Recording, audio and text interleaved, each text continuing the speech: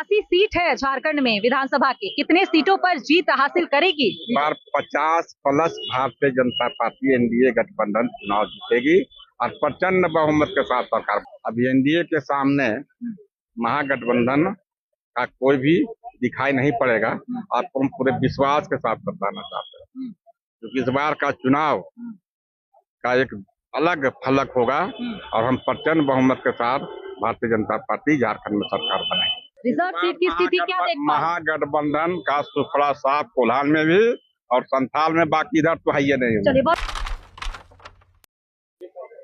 नमस्कार, ST news देख रहे हैं आप और मैं हूं आपके साथ गौरी रानी।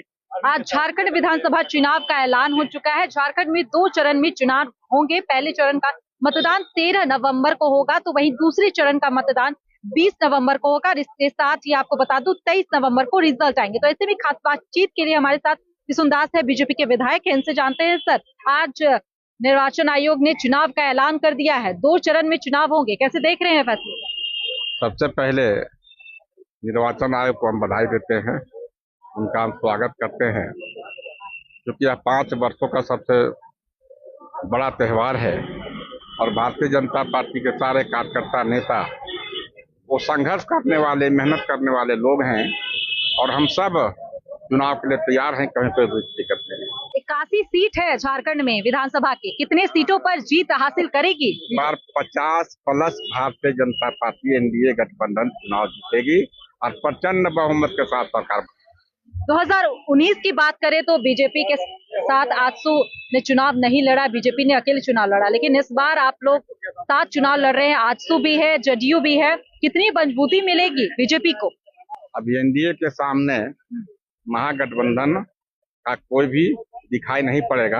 आपको हम पूरे विश्वास के साथ बताना चाहते हैं क्योंकि इस बार का चुनाव का एक अलग फलक होगा और हम प्रचंड बहुमत के साथ भारतीय जनता पार्टी झारखंड में सरकार बनाएगी।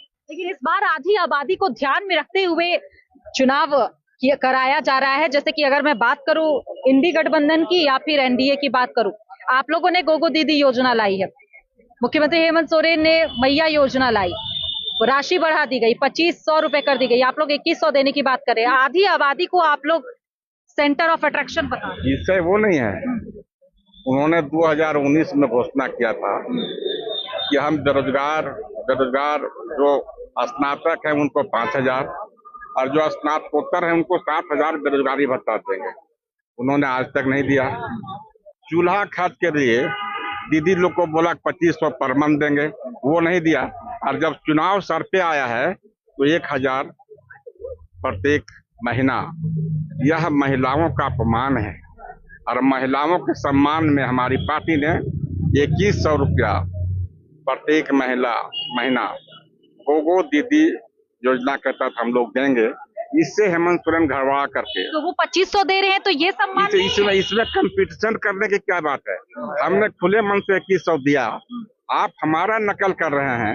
अगर आपका मन साफ होता तो चुनाव जीतने के बाद ही आप देते हो। आपका घोषणा 2500 का था पर वर्ष का, आपने जब चुनाव नजदीक आया, 5 साल बीत गया, तब आप दे रहे हैं 1000। हमने तो घोषणा नहीं किया था।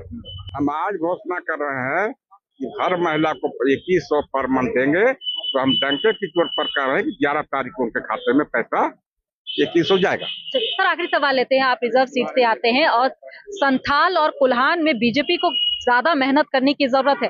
रिजर्व सीट की स्थिति क्या देख पा रहे हैं? महागठबंधन का सुफला साफ कोल्हान में भी और संथाल में, बाकी इधर तो है ही नहीं। चलिए, बहुत शुक्रिया। हमारे साथ इस वक्त बीजेपी के विधायक किशुनदास बात कर रहे थे। फिलहाल